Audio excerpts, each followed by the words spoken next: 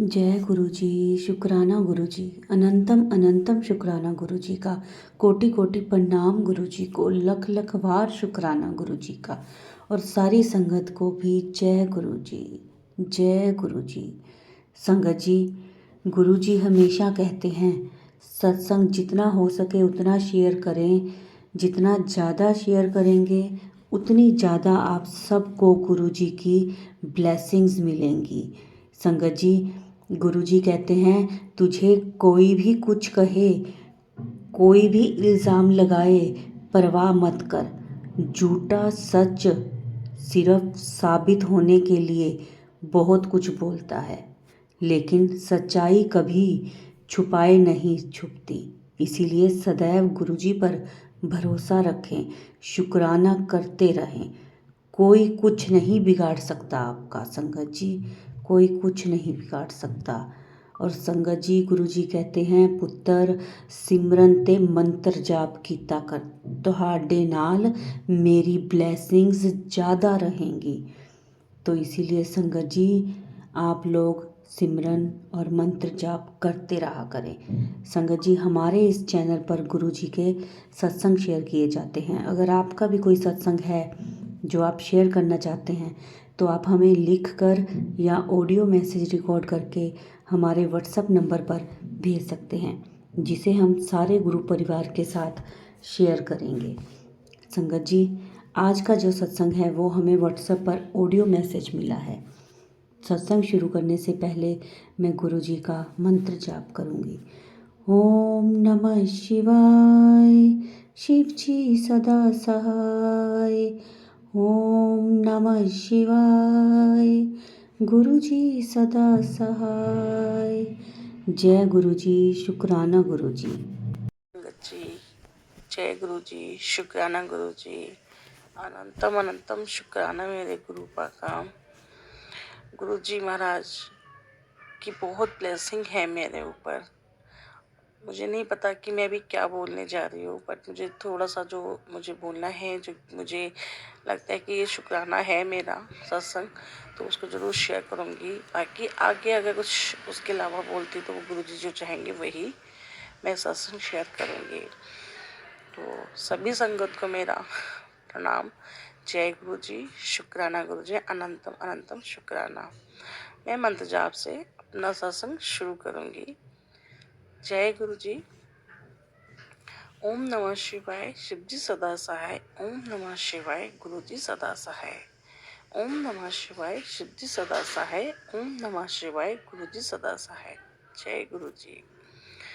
संगत जी, गुरु ने तो मुझ पर बहुत ज़्यादा मेहर की हुई है, बहुत ब्लेस किया हुआ है। लेकिन अभी रिसेंटली संडे का मेरा एक छोटा सा सत्संग है जो गुरुजी की कृपा से ही पॉसिबल हो पाया था। बिल्कुल मैं इस बात को बहुत अच्छे से मानती हूँ और मुझे पता है ये गुरुजी ने ही किया था। एक्चुअली मैं भी लास्ट संडे बाहर गई थी, आउट ऑफ दिल्ली। मैं दिल्ली से बिलोंग करती हूँ, तो मैं अपने मम्मी पापा से मिलने गई थी। वहाँ से जब मैं रिटर्न हो रही थी बैक टू दिल्ली, तो जब हम दिल्ली के पास ही पहुँचने वाले थे तो अभी वहाँ पर जाम लग जाता है, ट्रैफिक जाम। और इतना बड़ा जाम था कि पूछिए मत। मैं ट्रैवल करते समय सो गई थी, थक गई थी तो मैं सो गई थी। तो जब मेरी आँखें खुली तो मैंने अपने हस्बैंड से पूछा, अपने अंकल जी से पूछा कि क्या हुआ।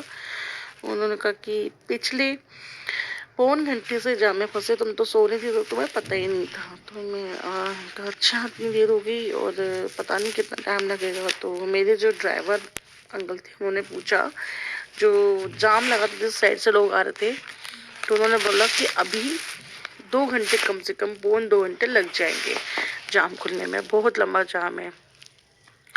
अब संगत जी परेशान हो रहे थे मेरे ड्राइवर अंकल, क्योंकि उनको दूसरी बुकिंग भी थी, हमें 10 बजे तक पहुंचना था।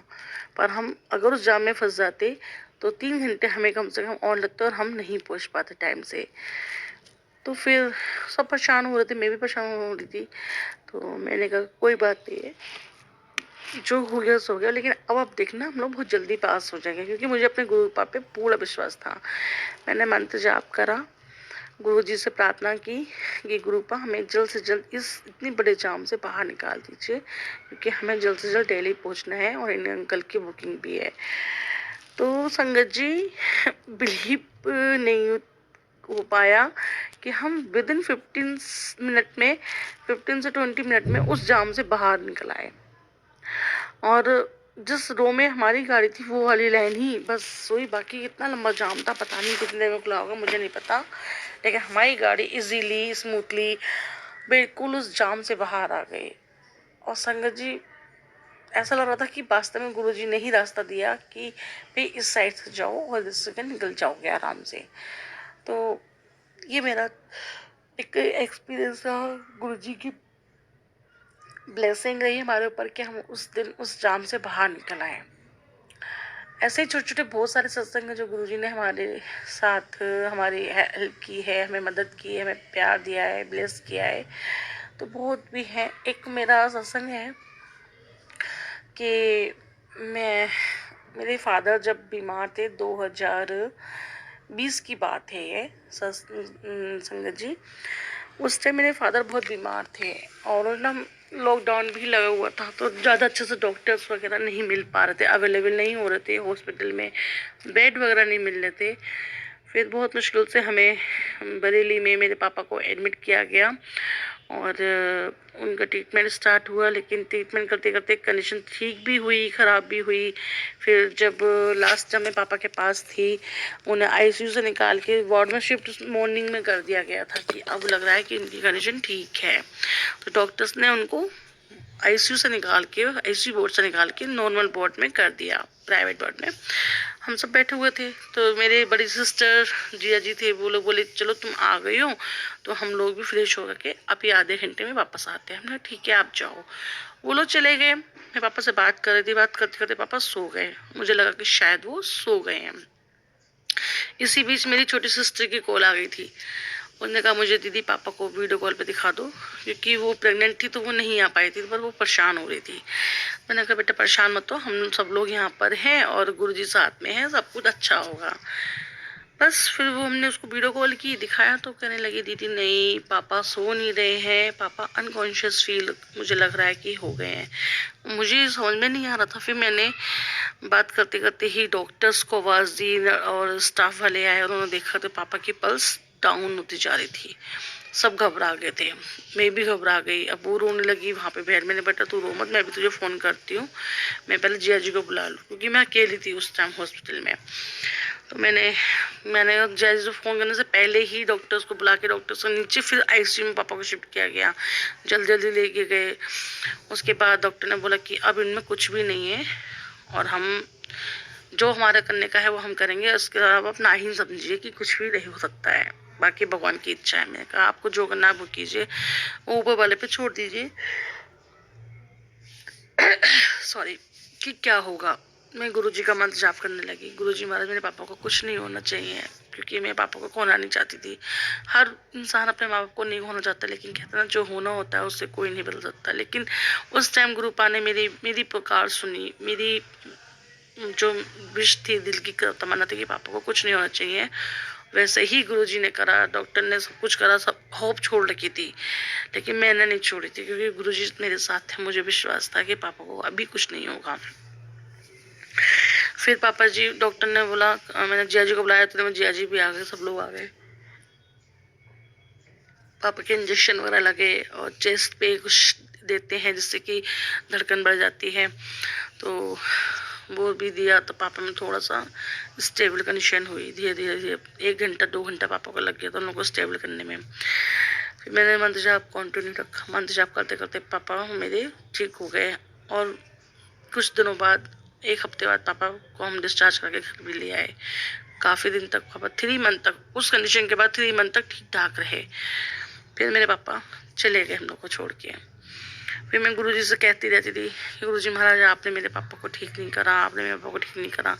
तो गुरुपा ने मुझे सत्संग सुनाया कि पुत्र तू ये सत्संग सुन, तेरे सारे सवालों के जवाब मिल जाएंगे।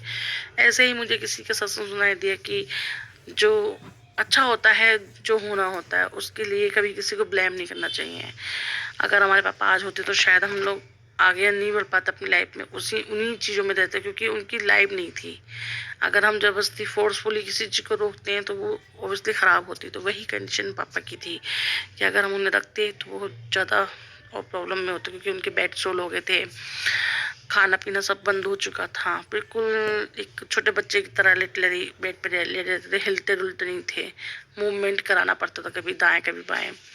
तो उस कंडीशन में उनका जाना ही थी। तब गुरुपा ने मुझे समझाया कि अभी टाइम है कि ये जाने का इनके, आप परेशान मत हो बेटा, मैं तुम्हारा हूँ ना गुरुपा। जब पापा कहते हैं, जब गुरुजी बोलते कि, मैं बोलती हूँ कि मेरा कोई नहीं है, तो गुरु कहते हैं नहीं, मैं हूँ ना, जो कहना है मुझे स्वरूप के सामने बैठ के गल्ला किया कर, मुझसे बातें किया कर, सब कुछ सुनता हूँ मैं, तेरी एक एक बात सुनता हूँ, तू परेशान नहीं हो, मैं तेरे साथ हूँ। तो बस मुझे इतना सुकून मिलता है, मैं बता ही नहीं सकती कि उस टाइम में कौन सी दुनिया में चली जाती हूँ, कौन सी दुनिया में पहुँच जाती हूँ। सब टेंशन फ्री, बिल्कुल माइंड एकदम पीसफुल हो जाता है। लगता है कि हाँ, इतनी बड़ी बात जब कोई बोलता है तो दिल में एकदम सुकून आ जाता है। तो वो सुकून मुझे गुरु पास से मिलता है, गुरु पास से बातें करके मिलता है। आज मैं अपने सत्संग को यहीं विराम दूंगी। आगे गुरु जी की इच्छा होगी तो मैं वो सत्संग करूंगी। और अभी रिसेंटली मेरे एक सत्संग और होने वाला है, अगर गुरु जी ने चाहा तो मैं आज 2 दिन के बाद 3 दिन के बाद सत्संग करूंगी, जरूर बताऊंगी मेरी जर्नी का। तो सबसे बड़ा एक ड्रीम है वो पूरा होने वाला है गुरु की कृपा से। अगर हो गया तो संगत जी आप लोग के साथ जरूर शेयर करूंगी अपना सत्संग। अभी के लिए मैं अपने सत्संग को यहीं विराम देती हूँ गुरु जी के मंत्र जाप से। जय गुरु जी, शुक्राना गुरु जी। ओम नमः शिवाय, शिव जी सदा सहाय। ओम नमः शिवाय, गुरु जी सदा सहाय। ओम नमः शिवाय, शिव जी सदा सहाय। ओम नमः शिवाय, गुरु जी सदा सहाय।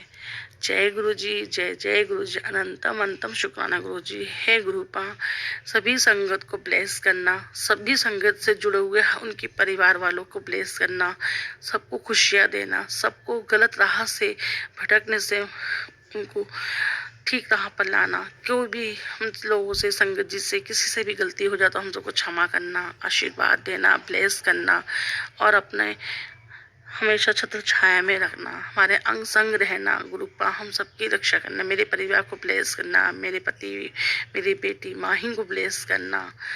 हे गुरुपा सब कुछ ठीक कीजिए। जय गुरु जी, शुक्राना गुरु जी। अभी तक जो भी किया है उसका हर पल, हर सेकंड, हर पल का शुक्राना गुरुपा। मेरे पास शब्द नहीं है शुक्राना करने के लिए, इतना शुक्राना। बस अपनी बच्ची को माफ़ करना, अगर मेरे से कोई गलती भूल चुक हो गुरुपा तो मुझे माफ़ करना। जय गुरु जी, जय गुरु जी, जय गुरु जी। संगत जी, जय गुरु जी। संगत जी, मुझे गुरु जी का मैसेज आया कि मटर पनीर बना और साथ में चटनी भी ज़रूर बनाइए। तो संगत जी, मैंने उस दिन तो कुछ नहीं किया। फिर मुझे अगले दिन मैसेज आया कि मैं चाय पीने आ रहा हूँ, तो तेज पत्ती वाली अदरक वाली चाय बनाइए। मैंने कहा जय गुरु जी।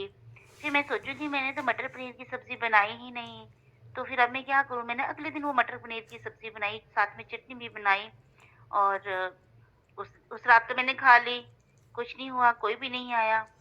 फिर भोग भी लगाया। मैंने कहा गुरुजी महाराज, ना भोग में आपने चखा, ना कोई घर में आया, तो आपने मुझे मटर पनीर बनाने के लिए क्यों बोला था। मैं ये सोचने लगी। संगत जी, अगले दिन सवेरे जब मैं उठी तो एक दीदी जो अपने बच्चों को लेकर आटा मांग अ, आटा मांग आटा मांग रहे थे, तो उनके बच्चे ने दरवाज़ा बजाया, और मैंने जैसे ही डोर खोला तो उन्होंने बोला, आंटी कुछ दान कर दो। तो मैं तो ऐसी हूँ कि जब भी कोई मेरे दरवाजे आता है तो मैं बड़े प्यार से बात करती हूँ। तो मैंने हमेशा बोला, मैंने उसको बोला, बच्चे को, मैंने कहा हाँ जी, क्या दान चाहिए आपको। तो कहने लगा चाय पिला दें। तो जय गुरु जी महाराज। मैंने उनको बोला हाँ आ जाओ फिर। कहते मम्मा भी मेरे साथ है। मैंने कहा कोई बात नहीं, आ जाओ। वो आए, मैंने उन्हें अंदर बिठाया। साथ में वो बच्चा अपनी मम्मा के साथ पहले भी आता है, महीने में एक आध चक्कर मार लेते हैं वो पहले भी आता है गली में, लेकिन उस दिन उसकी सिस्टर भी साथ में आई थी, वो पहली बार ही आई थी। तो वो सब आए और अंदर मैंने उन्हें बिठाया, मैंने उन्हें चाय प्रसाद दिया, उसके साथ फिर मैंने उनको बोला मेरे पास ना, मैं कहा रात की बनी मटर पनीर की सब्जी भी पड़ी हुई है और चटनी भी है, क्या आप खाओगे। तो उन्होंने बोला हाँ, आप पैक कर दो, लिफाफे में पैक कर दो। गुरुजी महाराज, मुझे सच में ही लगा कि ये इनके लिए ही था, गुरुजी ने इसीलिए मुझसे बनवाया था कि मैं किसी न किसी रूप में आऊँगा। वो दोनों तो पहले भी आते थे, लेकिन वो जो उसकी सिस्टर थी वो पहले कभी भी नहीं आई थी। तो जब मैं उनको चाय-प्रसाद दे रही थी, तो वो इतनी खुशी से सोफ़े पे बैठ के झूम रही थी, जैसे वो मतलब उसका खिल खिल मतलब बहुत खुश थी वो। इतना वो मम्मी और बेटा खुश नहीं था, जितना वो लड़की खुश थी। उसको देखकर मैं अंदर ही अंदर खुश हुए जा रही थी। फिर मैंने ब्रेड प्रसाद रखा, फिर मैंने मठियाँ रखी, तो वो मतलब एक तरह से सोफ़े पे बैठे-बैठे नाचने लगी। जय गुरुजी महाराज, मैं इतनी खुश हो रही थी कि गुरुजी इसी में आए हुए हैं, यही गुरुजी का रूप है। गुरु सत्संग संगत जी, जब उन्होंने खाना खा लिया तो मम्मी और बेटा तो उठ के चले गए आराम से, लेकिन वो जाने से पहले उसने स्माइल करी और बोला बाय आंटी। मैंने कहा बाय, जय गुरु महाराज जी। देखो गुरुजी ने किस तरह से किस रूप में आए थे, पता नहीं कौन किस रूप में आ जाता है, किस रूप में गुरुजी हमारे घर में आ जाते हैं, कुछ पता ही नहीं चलता। गुरुजी की लीला बहुत अपरंपार है। जय गुरुजी संगत जी, जय गुरुजी। ओम नमः शिवाय, शिव जी सदा सहाय। ओम नमः शिवाय, गुरुजी सदा सहाय। ओम नमः शिवाय, शिव जी सदा सहाय। ओम नमः शिवाय, गुरुजी सदा सहाय। तन तन तन तन मेरे महाराज गुरु महाराज, तन तन। संगत जी, मैं शमा दिल्ली से अपना सत्संग शेयर कर रही हूँ। सत्संग शुरू करने से पहले हम मंत्र जाप करेंगे। ओम नमः शिवाय, शिवजी सदा सहाय। ओम नमः शिवाय, गुरुजी सदा सहाय। संगत जी, मेरी मम्मी 15 अप्रैल 2023 को हमें छोड़ के चली गई थी। उनकी एक आखिरी निशानी थी जो मुझे वापस मेरे पास चाहिए थी, जो मुझे नहीं मिल रही थी। मैं बहुत परेशान थी इस चीज़ को लेके। मैंने गुरुजी के आगे अरदास लगाई कि प्लीज़ गुरुजी, मेरी मम्मी की आखिरी निशानी मुझे दे दीजिए। मैं अभी तक बहुत परेशान रहती हूँ मम्मी के लिए, मुझे उनकी बहुत याद आती है। मैं अभी तक इस चीज़ को एक्सेप्ट नहीं कर पाई कि मेरी मम्मी मुझे छोड़ के चली गई हैं। लेकिन गुरुजी की कृपा से मुझे मेरी मम्मी की आखिरी निशानी मिल गई और अब मुझे ऐसा फील होता है कि मेरी मम्मी मेरे साथ है। ये सब गुरुजी की कृपा से ही हुआ है। थैंक यू गुरुजी, शुक्राना गुरुजी, आपने मेरी मम्मी की निशानी मुझे वापस दिलवा दी। थैंक यू गुरुजी। मैं जानती हूँ संगत जी, मुझे सत्संग शेयर करना नहीं आता है, ये मेरा दूसरा सत्संग है और मैं इसमें काफ़ी गलतियाँ भी कर रही होंगी, जिसके लिए प्लीज़ आप मुझे माफ़ कर दीजिएगा। गुरुजी, आप जैसे मुझ पे कृपा करते हैं, आप सभी पे कृपा कीजिएगा गुरुजी। जय गुरुजी, शुक्राना गुरुजी। मेरा सभी सत्संग को जय गुरु जी। और मैं अपना सत्संग मंत्र जाप के साथ शुरू करूंगी। ओम नमः शिवाय, शिव जी सदा सहाय। ओम नमः शिवाय, गुरु जी सदा सहाय। जय गुरु जी सभी को। और मैं अपना सत्संग शुरू करती हूँ। मैं अभी 1 फरवरी से ही गुरु जी से जुड़ी हुई हूँ। इससे पहले से गुरु जी ने मुझे अपने से जोड़ लिया था, पर उस वक्त तो कुछ भी नहीं पता था। और ये गलत बात हो जाती है कि अपन बोलते हैं कि मैं जुड़ी हुई हूँ। एक्चुअली हम कुछ नहीं करते, वो तो गुरुजी ही, परमेश्वर ही हमको खुद से जोड़ लेते हैं। वैसे ही उन्होंने मुझे अभी 1 फेब से और उससे पहले ही जोड़ लिया था। तो ये हुआ कि जैसे उन्होंने मुझे खुद से जोड़ा, तो मेरी एक फ्रेंड है जिन्होंने मुझे गुरुजी के बारे में बताया और उनके साथ ही मैं एक दिन बातें कर रही थी, उनके साथ ही अपने सत्संग शेयर कर रही थी। तो 1 घंटा हमने बातें की, सत्संग शेयर करे। वो मुझे बहुत बता रही थी। एक्चुअली उन्होंने ही मुझे बहुत कुछ बताया गुरुजी के बारे में उसमें। फिर उसके बाद में हमारी कॉलिंग होने के बाद में मैं बालकनी में गई और बालकनी में जाते ही इतनी सुंदर चंदन की खुशबू आई। बहुत ज़्यादा नहीं थी, बट हल्की हल्की थोड़ी सी थी, बट चंदन की थी, अच्छी खासी थी। और ये एक मेरा पहला सत्संग हुआ गुरुजी से। और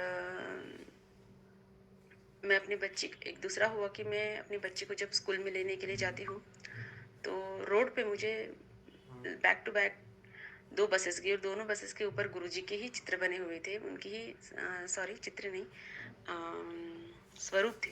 वो दूसरे गुरुजी के थे, बट लाल चोले में थे, लाल कपड़े में, और गले में रुद्राक्ष की माला थी। और ऐसे ही थे, उनके सर पे भी बाल नहीं थे, पर वो चेहरा अलग था उनका। पर वो भी गुरुजी ने ही मुझे अपने दर्शन दिए थे उसी स्वरूप में, पर मैं उन्हें पहचान नहीं पाई। मैं माफ़ी चाहूँगी गुरुजी। और मैं माफ़ी चाहूँगी सभी संगत से कि मेरे वर्ड्स थोड़े गलत हो रहे। मेरा पहला सत्संग है ये, मैं शेयर कर रही हूँ। तो उस वक्त मुझसे ये गलती हो गई थी और गुरुजी ने मुझे मैसेज भेजे थे कि तू मेरे इशारे को पहचान नहीं रही है करके, ऐसे मुझे मैसेज भी। और मैं सोचती कि मैं कौन से इशारे दे रहे हैं, मैं समझ नहीं पा रही। लेकिन जैसे जैसे मैं दूसरों के सत्संग सुनते गई, सभी सत्संग के सुन रही हूँ रोज, तो वैसे वैसे पता चला कि भी मुझे गुरुजी ने अपने दर्शन दिए थे, ऐसे स्वरूप के दर्शन में, स्वरूप दिखाकर। और तितली भी बटरफ्लाई के रूप में भी दी उन्होंने मुझे। जैसे मैं बाहर वगैरह जाती हूँ तो मेरे आगे से कोई ना कोई बटरफ्लाई गुजर जाती है, ऐसा मेरे साथ कुछ बार, बहुत बार ऐसे हुआ है। आ, आ, बाहर निकलते ही मुझे ज़्यादा थोड़ा सा जो सत्संग होते हैं वो मेरे साथ होते हैं, जैसे कि नंबर्स वगैरह। गुरुजी को जैसे बोलते हो कि आप मेरे साथ अंग संग रहो, गुरुजी मेरे साथ रहो, तो 444 4 दिखना, 777 दिखना। गुरुजी ने मुझे ये भी बोला है कि 7 नंबर की ब्लेसिंग्स तेरे साथ है ये। तो इस तरह मेरे साथ उनके बहुत से सत्संग ऐसे छोटे छोटे, इनको छोटे नहीं बोल सकते एक्चुअली, वो बड़े ही सत्संग हैं, क्योंकि गुरुजी खुद उस स्वरूप में या उसके ज़रिए हमसे कनेक्ट होते हैं, हमसे जुड़ते हैं, हमें इशारे देते हैं, हमें बताते हैं कि ये मैं तुमको इशारा दे रहा हूँ, मैं ये तुमको बता रहा हूँ। पर हम इतने नादान हैं और इतने कम बुद्धिमान हैं हम कि हम समझ नहीं पाते उनकी इन सब इशारों को, बातों को, उनके साइंस को हम समझ नहीं पाते, है ना। तो ये हमारी गलती होती है। पर गुरुजी इतने इतने बड़े दिल वाले हैं कि वो हमारी कितनी गलतियों को नज़रअंदाज करके हमारी हर चीज़ को, छोटी से छोटी चीज़ को क्लियर कर देते हैं। हमें हमें ये बताते हैं चीज़ कि ये चीज़ क्या है ना। और फिर अभी मैं अपने घर में मतलब गुरुजी मुझे बोल रहे थे कि मैं तुम्हारे घर आऊँगा, येलो चोले में आऊँगा। पर ऐसा हुआ कि कल ही गुरुजी का एक स्वरूप मैंने मेरे अंकल के साथ जाके प्रिंट करवाया और फ्रेम वगैरह करवा के कल ही के कल लेके आई, क्योंकि कल मंडे था और गुरुजी ने ये खुद से ही करवाया है। क्योंकि मैं पहले इस चीज़ के लिए तैयार नहीं थी, क्योंकि मैं गुरुजी को बोल रही थी कि आप जब आना चाहते गुरुजी, आप जब, ये आप ही का घर है, हम आपकी फैमिली है, आप जब इसमें आना चाहोगे तब आप अपने ही से आइएगा। बट पता नहीं क्यों मेरा माइंड एकदम से चेंज हो गया और मैं ही अपने अंकल के साथ जाके एक चीज़ ये बात कर ली, उनका स्वरूप डाउनलोड करके फ्रेम करवा के लेके अपने अंकल के साथ। क्योंकि मेरा ज़्यादा ये संगत के साथ कोई भी जुड़ाव नहीं है, यहाँ पे कोई हमारे अगल बगल में ऐसे कोई भी लोग नहीं है। और मैं पूना में रहती, तो दिल्ली या डुगरी मंदिर कब मुझे जाने को मिलेगा मुझे ही नहीं पता। तो गुरुजी ने ही ये चीज़ मुझसे करवाई और वो अपनी मर्ज़ी से आई येलो चोले में मेरे घर। और ये घर ऑब्वियसली है, हम बोलते हैं कि ये मेरा, पर मेरा यहाँ कुछ नहीं होता एक्चुअली। अपना शरीर, अपनी आत्मा भी अपना नहीं रहता, ये अपना यहाँ पे है ही नहीं कुछ, वो तो भगवान का, परमेश्वर का ही रहता है सब। ये है कि हम अपने को मैं करके संबोधते, वो चीज़ अलग होती है। तो ये घर भी उन्हीं का है, वो अपनी मर्जी से आए हैं, हम भी उन्हीं के हैं, हमारी लाइफ में भी उन्हीं की मर्जी से आए हैं, उन्होंने ही अपने से हम लोगों को जोड़ा है। ये सब उन्हीं की कृपा होती है और ये सब उन्हीं का ही किया रहता है सब कुछ, उन्हीं के ही परमिशन रहती है सब कुछ। तो ये सब ऐसे है। फिर मैं उनके लिए नए बर्तन भी लेके आई, उनको भोग वगैरह दिलाने के लिए।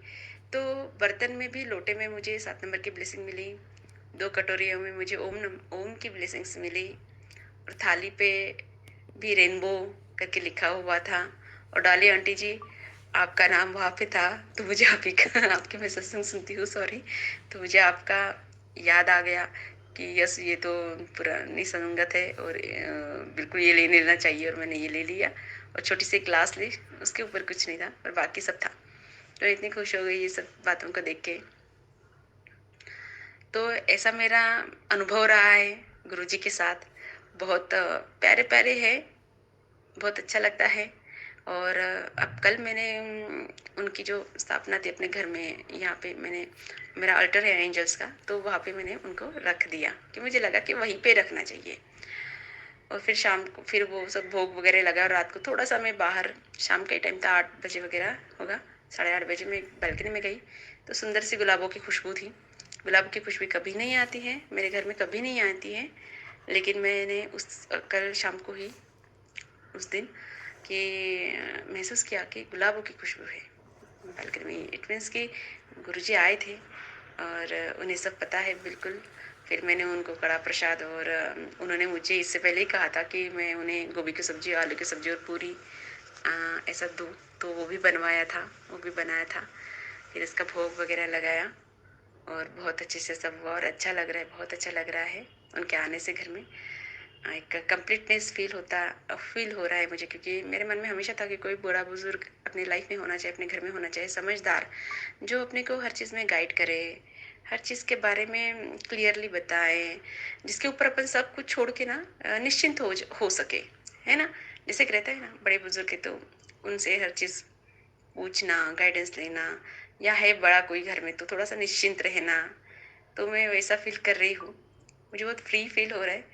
और गुरुजी के आने से ऐसा लग रहा है कि बस अब अपने कंधे का बोझ जैसे उतर गया हो। बहुत अच्छा लग रहा है।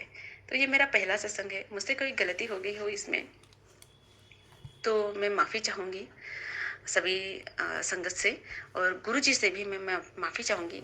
कोई चीज़ें अगर आगे पीछे हुई हो तो ये गुरुजी मुझसे अभी डायरेक्टली कनेक्ट हुए हैं, तो ये इसके बाद का ये जो मेरे साथ घटी है घटनाएं, ये मैं यहाँ पे शेयर करी हूँ, यहाँ पे ये सत्संग में शेयर करी हूँ। वैसे तो जोड़ तो उन्होंने पहले लिया था, पर वो बहुत बड़ा सत्संग हो जाएगा, तो वो मैं बाद में शेयर करूँगी। तो यहीं पे मैं अपने सत्संग को विराम देती हूँ।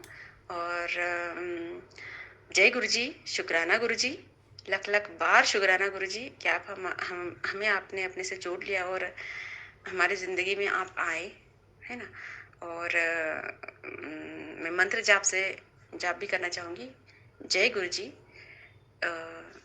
और ओम नमः शिवाय, शिव जी सदा सहाय। ओम नमः शिवाय, गुरु जी सदा सहाय। गुरु जी मुझे माफ़ कर देना, आपकी इस नादान पगली सी बच्ची को, ना समझ बच्ची को माफ़ कर देना। बोलने में, सत्संग सुनाते वक्त कहीं गड़बड़ हो गई हो तो मुझे माफ़ कर दीजिएगा गुरु जी। और सभी संगत जी, बहुत बहुत धन्यवाद सभी का। जय गुरु जी, शुक्राना गुरु जी। गुरु जी का मंत्र जाप करते हैं। ओम नमः शिवाय, शिव जी सदा सहाय। ओम नमः शिवाय, गुरु जी सदा सहाय।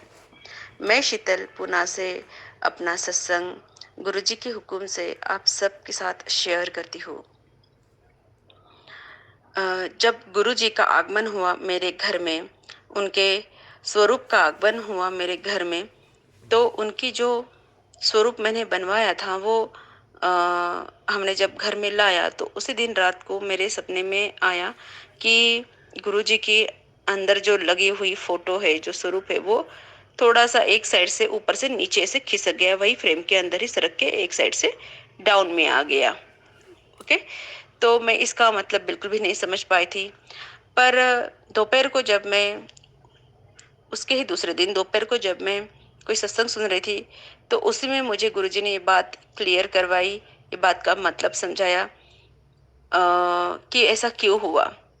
क्योंकि जब हम ये स्वरूप बना रहे थे तब मेरे अंकल जी भी मेरे साथ थे, और वो उन्हें जो स्वरूप हम बनवा रहे थे, फ्रेम करवा रहे थे, तो उन्हें वो प्राइस उसका ज़्यादा लगा। 700 उन्होंने 750 बोला था, तो उन्होंने थोड़ा बार्गेन करके उन्होंने बोला कि ठीक है हम 700, पर वो भी मेरे हस्बैंड को ज़्यादा लगा क्योंकि उनके हिसाब से वो डबल चार्ज कर रहे हैं, और हमारे घर के पास ही वो शॉप था। पर मुझे कोई दिक्कत नहीं थी इससे। मेरे लिए तो यही था कि गुरुजी मेरे लाइफ में, मेरे घर में, एक्चुअली ये मेरा लाइफ या मेरा घर नहीं है, तो सब उन्हीं का ही, तो वो आए। बस मेरे मन में एक ही था, बस गुरुजी आए घर में आ जाए। लेकिन वो प्रैक्टिकल दिमाग के मतलब वो कनेक्टेड नहीं, उनको इन सब चीज़ों के बारे में नहीं पता कुछ भी ज़्यादा, तो वो अपने वे में चीज़ों उनको हैंडल कर रहे थे, और जो भी बार्गेनिंग है ना उनका चल रहा था। मैंने थोड़ा माइंड किया इस चीज़ को और उनको बोला भी कि भगवान की प्रतिमा को खरीदते हुए ऐसे बार्गेन नहीं करते, आप शांत बैठो। और तो उन्होंने 700 लिया और ये हमने स्वरूप लाया और उसी की रात ऐसा मुझे सपना भी आया। मुझे समझ में नहीं आ रहा था, तो ये इसी में बताया गया दूसरे सत्संग में जो मैं सुन रही थी कि आपके अगर कहीं पे भी इवन निर्जीव वस्तु के द्वारा भी अपने कर्म काटते हैं गुरुजी, निर्जीव वस्तु के द्वारा भी कुछ भी ऐसा करके, जैसे कि मुझसे एक्स्ट्रा चार्ज लेके, तो ठीक है वो मैं तो वो सोच नहीं रही थी, जो भी प्राइस था मैं पे करने को तैयारी थी, मेरे लिए गुरुजी इम्पोर्टेंट है। तो उस सत्संग में यही था कि निर्जीव वस्तु के द्वारा भी आपके कर्म काटे जाते हैं। तो मेरा जो प्रॉब्लम है बेसिकली मेरा फाइनेंस का प्रॉब्लम बहुत ज़्यादा है। तो ज़्यादा पैसे लेके ज़्यादा पैसे खर्च करवा के उन्होंने मेरा फाइनेंस कर जो भी कर्म था, जो भी मेरे कर्म रहे होंगे रिलेटेड, वो उन्होंने काटे, है ना, ज़्यादा चार्जेस लेके। तो ये मैसेज मुझे इस सत्संग से प्राप्त हुआ कि उनका अलग था actually incident, but related to money. Okay, तो ऐसा ही मेरे साथ भी हुआ, बट मेरा इंसिडेंट अलग था और सपने में ऐसा मुझे तस्वीर हिला के उन्होंने वो थोड़ा इंडिकेशन दिया। तो ऐसे मुझे गुरुजी ने इस चीज़ को लेके गाइडेंस दिया, मैसेज दिया। और डेफिनेटली गुरुजी बहुत निर्जीव चीज़ों के द्वारा भी अपने कर्म कटवाते हैं, अपने को उस आने वाली विपदा से बचाते हैं, है ना। तो ऐसे गुरुजी की चमत्कार है और ये मुझे बहुत अमेजिंग चीज़ लगी, बहुत अमेजिंग बात लगी कि गुरुजी इतने छोटी छोटी चीज़ों के द्वारा हमें हेल्प करते हैं। तो और 7 नंबर की ब्लेसिंग भी मुझे उसी के साथ मिली। तो ये मेरे लिए सबसे ज़्यादा इम्पोर्टेंट, तो बाकी की बातें थी। पर मेरे अंकल जी को फिर मैंने उनको बताया, थोड़ा समझाया कि 7 नंबर की ब्लेसिंग्स मिली है आपको और क्या चाहिए। गुरुजी को मैंने माफ़ी भी मांगी उनकी तरफ से। तो जय गुरुजी, शुक्राना गुरुजी। आने वाला सत्संग में और शेयर करूँगी जी। ये छोटा सा मैंने एक गाइडेंस के तौर पर और इस सत्संग के तौर पर भी गुरुजी के हुक्म में ही ये शेयर किया है, क्योंकि बहुत से लोगों के साथ बहुत सी चीज़ें घटती है और वो उन्हें नहीं पता होता, तो सत्संग के द्वारा ही पता चलता है। तो ये भी उसमें एक है। तो शुक्राना गुरुजी, जय जय गुरुजी, वाह वाह गुरुजी, धन धन गुरुजी, बहुत बहुत शुक्राना गुरुजी। ओम नमः शिवाय, शिव जी सदा सहाय। ओम नमः शिवाय, गुरुजी सदा सहाय। शुक्राना शुक्राना शुक्राना जी। जय गुरु जी संगत जी, जय गुरु जी। बहुत ही प्यारे ब्लेस सत्संग थे इस आंटी जी के। संगत जी, गुरु जी कहते हैं, पुत्र तू मेरी तरफ एक कदम आएगा, मैं तेरी तरफ 100 कदम बढ़ा दूंगा। ऐसे तू कब मेरे कोल आ जाएगी तेनू पता भी नहीं चलेगा। संगत जी, ऐसे हैं हमारे गुरुजी, हमें सिर्फ अपना एक कदम बढ़ाना है गुरुजी की तरफ, बाकी तो गुरुजी ही हमें अपनी तरफ खींच लेते हैं। जय गुरुजी, शुक्राना गुरुजी, अनंतम अनंतम शुक्राना गुरुजी का। संगत जी, बहुत ही प्यारे सत्संग थे आज के। अब हम इस सत्संग को यहीं विराम करते हैं और गुरुजी का मंत्र जाप करेंगे। और संगत जी, गुरुजी से अरदास करती हूँ कि गुरुजी सबकी झोलियाँ खुशियों से भर दें, सबके अंग संग रहें, सबके सिर पे अपना हाथ रखें, सबकी बाँह फाड़ के रखें गुरुजी, सब पे मेहरें करें, सब पर मेहर करें गुरुजी। संगत जी, इस सत्संग को लाइक करें, वीडियो को शेयर करें, सत्संग को सबके साथ शेयर करें और कमेंट में जय गुरु जी ज़रूर लिखें। ओम नमः शिवाय, शिव जी सदा सहाय। ओम नमः शिवाय, गुरु जी सदा सहाय। जय गुरु जी, शुक्राना गुरु जी।